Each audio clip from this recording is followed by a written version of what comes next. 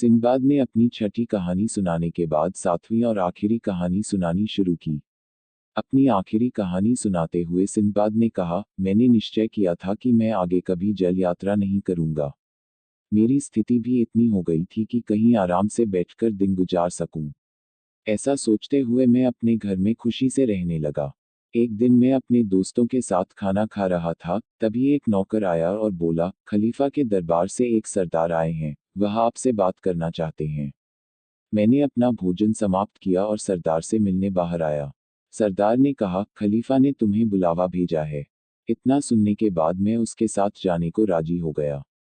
खलीफा के दरबार पहुंचकर मैंने जमीन को चूमा और प्रणाम किया। इतने में खलीफा ने बोला, सिंदबाद, मैं चाहता हूं कि सरान द्वीप के बादशाह की ओर से भेजे गए पत्र के जवाब में मैं पत्र भेजूं।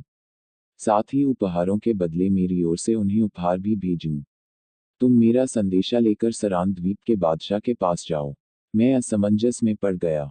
मैंने हाथ जोड़ लिए और कहा, हे मालिक, मुझ में इतना साहस नहीं है कि आपकी आज्ञा का उल्लंघन करूं, किंतु बीते दिनों की समुद्री यात्राओं के बाद मैंने यह निश्चय किया था कि अब यात्रा नहीं करूंगा। किसी जहाज पर पांव नहीं रखूंगा। मैंने खलीफा को अपनी बीती 6 यात्राओं की मुश्किलों से भरी कहानी सुनाई। यात्रा के बारे में सुनकर खलीफा आश्चर्यचकित जरूर हुए, लेकिन अपने फैसले पर अड़े रहे। खलीफा ने कहा, तुम बहुत कष्ट में हो, लेकिन मेरी आग्रह पर एक आखिरी बार यात्रा कर लो, क्योंकि यह काम तुम्हारे अलावा कोई और नहीं कर सकता है। अंत में मैंने हार मान ली और खलीफा के कहे अनुसार यात्रा के लिए तैयार हो गया। मेरा जाना तय हुआ। खलीफा ने मुझे रास्ते के लिए 4000 दिनार दिए और कहा, घर जाकर तैयारी कर लो। मैं घर लौटा, सामान बांध लिया। अगली रोज मैं खलीफा के दरबार पहुंचा। मुझे खलीफा के सामने हाजिर किया गया। खलीफा मुझे देख अति प्रसन्न हुआ और मेरा हाल पूछा। मैंने उसका धन्यवाद किया और उपहार सामान लेकर बसरा बंदरगाह के लिए निकल पड़ा। वहां जहाज खड़ा था। मैं सामान के साथ उस पर सवार हुआ और लंबी यात्रा के बाद सरान द्वीप पहुंचा। मेरे आने की सूचना मिलते ही सरान द्वीप के बादशाह मेरे सामने आए। मैंने अपना परिचय दिया। बादशाह मुझे पहचान गए और मेरा कुशल मंगल पूछा। मैंने उनके व्यवहार की प्रशंसा की और खलीफा की ओर से भेंट स्वरूप भेजे गए सामान उन्हें सौंप दिए। खलीफा ने सरान के बादशाह के लिए जो उपहार भेजे थे उसमें कई कीमती वस्तुएं थी। सामान में एक लाल रंग का बेहद खूबसूरत कालीन था, जिसकी कीमत 4000 दिनार थी। उस पर बहुत सुंदर सुनहरा काम किया हुआ था। एक प्याला माणिक का था, जिसमें शेर का शिकार करते मनुष्य का चित्र अंकित था। उपहार में एक राज सिंहासन भी था, जो अनगिनत बहुमूल्य रत्नों से जड़ा हुआ था। यह सिंहासन हजरत सुलेमान के तख्त को भी मात देता था। उपहारों के बाद बादशाह ने खलीफा की ओर से भेजे गए संदेश पत्र को पढ़ा। खलीफा ने पत्र में लिखा था, आपको अब्दुल्ला हारून रशीद का प्रणाम। हमें आपका पत्र और उपहार प्राप्त हुआ।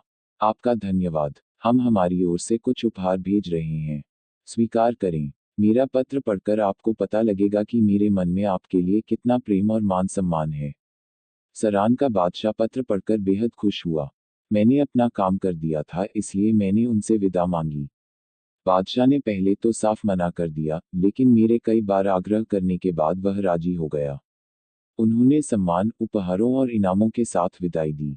मैं जहाज पर लौटा और कप्तान से बोला, मुझे जल्द से जल्द बगदाद पहुंचना है। कप्तान मेरी इच्छा अनुसार जहाज तेज चला रहा था। करीब 3-4 दिनों की यात्रा के बाद एक रोज अनहोनी हुई। हमारे जहाज को कुछ समुद्री लुटेरों ने घेर लिया। हम डर गए। लुटेरों ने हमारी सारी धन संपत्ति लूट ली और हमें बंधक बना लिया। जिन जिन लोगों ने हमें बचाने की कोशिश की, खतरनाक लुटेरों ने उन सभी को मार डाला। बदमाश लुटेरों ने हमें गुलाम जैसे कपड़े पहनाकर दूर द्वीप में बेच दिया। मुझे एक अमीर व्यापारी ने खरीदा। वह मुझे अपने साथ घर ले गया। व्यापारी मेरे बारे में कुछ नहीं जानता था। एक दिन वह व्यापारी मुझसे मेरे बारे में पूछताछ करने लगा। वह मुझसे सवाल जवाब करने लगा कि मुझे कोई काम आता है या नहीं। मैंने उसे अपने और अपनी यात्राओं के बारे में बताया। थोड़ी देर चुप रहने के बाद वह बोला, तीर चलाना जानते हो? मैंने कहा, बचपन में चलाया करता था। यह सुनकर वह उठा और मेरे हाथ में तीर धनुष पकड़ा दिया। उसके बाद वह मुझे शहर से दूर एक जंगल में ले गया। वहां एक पेड़ था, जिस पर उसने मुझे चढ़कर बैठने को कहा और साथ में उसने यह भी बोला कि मुझे हाथियों का शिकार करना है। उसके जाते ही मैं पेड़ पर चढ़ गया और रात भर वहीं रहा। अगले दिन सवेरे वहां हाथियों का झुंड पहुंचा। मैं डर गया और एक के बाद एक कई सारे तीर मारने लगा। तीर एक हाथी को लग गया और वह जमीन पर गिर पड़ा। उसे घायल देख अन्य हाथी वहां से भाग खड़े हुए। फिर मैं शहर अपने मालिक के पास लौटा। मैंने उसे सारी बात बताई। मैंने कहा, मेरी तीर से एक हाथी गिरा है। व्यापारी यह सुन बेहद खुश हुआ। उसने मुझे तरह तरह के स्वादिष्ट पकवान खिलाए। अगले दिन हम दोनों जंगल में गए और हमने मरे हुए हाथी को दफना दिया। व्यापारी बोला, कुछ दिनों बाद वापस आकर इसके दांत निकाल लेना क्योंकि हाथी के दांत अनमोल होते हैं। तकरीबन 2 महीने तक मैं व्यापारी के साथ ही रहा। मैं आए दिन पेड़ पर चढ़ता, हाथियों का शिकार करता। एक रोज की बात है, मैं पेड़ पर ही बैठा था कि तभी हाथियों का विशाल झुंड पहुंचा। मैंने तीर चलाया, लेकिन तीर किसी हाथी को नहीं लगा। धीरे धीरे झुंड मेरे करीब आने लगा। उनके चलने से ऐसा लग रहा था मानो भूकंप आ रहा हो। हाथियों ने उस पेड़ को घेर लिया जिस पर मैं चढ़ा हुआ था। मैं काफी ज्यादा डर गया था। हाथियों ने मुझे देख लिया और पेड़ उखाड़ने लगे। इतने में तीर कमान मेरे हाथ से छूट गया। मैं धरती पर गिर पड़ा। तभी एक हाथी ने अपनी सूंड से मुझे उठाया और अपनी पीठ पर रख लिया। मैं घबराया हुआ था और हाथी की पीठ पर बेहोश पड़ा था। वह मुझे लेकर आगे आगे चलने लगा और अन्य हाथी उसके पीछे पीछे चलने लगे। वे मुझे एक सुनसान मैदान में ले गए और उतार दिया। कुछ ही देर में सभी हाथी गायब हो गए। कुछ दूर पर मुझे एक बड़ा गड्ढा दिखा। मैं करीब गया तो देखा कि वहां हाथियों की अस्थियों का ढेर लगा हुआ है। मैंने मन ही मन सोचा कि हाथी कितने बुद्धिमान जीव होते हैं। हाथियों को मालूम था कि मैं दांत के लिए उनका शिकार करता हूँ, इसलिए वे मुझे यहाँ लेकर आए ताकि मैं मरे हुए हाथियों के दांत ले जाऊं और उन्हें न छोड़ दूं। मैं कुछ देर वहां ठहरा और फिर वापस मालिक के पास लौट आया। रास्ते में मुझे एक भी हाथी नहीं दिखा। ऐसा लगा मानो हाथी यह इलाका छोड़ कहीं और बस गए हों। खुद से बातें करते हुए मैं व्यापारी के सामने पहुंचा। मुझे देख वह चिल्लाने लगा, अरे सिंदबाद, तुम अब तक कहाँ थे? मैं तुम्हारी चिंता में मरा जा रहा था। तुम्हें खोजता हुआ जंगल पहुंचा तो देखा कि तीर कमान जमीन पर गिरे थे और पेड़ उखड़ा हुआ था। मुझे तो लगा तुम मर चुके हो। मैंने व्यापारी को कहा, मैं ठीक हूँ। मैंने उसे अपनी पूरी कहानी बताई। साथ ही उस गड्ढे के बारे में भी बताया जहां हाथी मुझे लेकर गए थे। यह सुन व्यापारी बहुत खुश हुआ और गड्ढे तक जाने की इच्छा जताई। मैं उसे वहां ले गया। वहां कई हाथियों के दांत मिले। व्यापारी बहुत खुश हुआ। हम दोनों शहर लौट आए। एक रोज व्यापारी मुझसे बोले, आज से तुम मेरे नौकर नहीं हो। तुमने मुझ पर बड़ा उपकार किया है। तुम्हारे कारण मेरे पास खूब सारा धन जमा हो गया है। व्यापारी बोला, मैंने तुमसे एक बात छुपाई है। अब तक हाथियों ने मेरे कई गुलामों को मार डाला था। तुम एकमात्र हो जो उनके बीच से जिंदा लौट पाए हो। तुम बहुत भाग्यशाली हो। तुम्हारे कारण केवल मैं ही नहीं, बल्कि शहर के अन्य व्यापारी भी अमीर हो जाएंगे।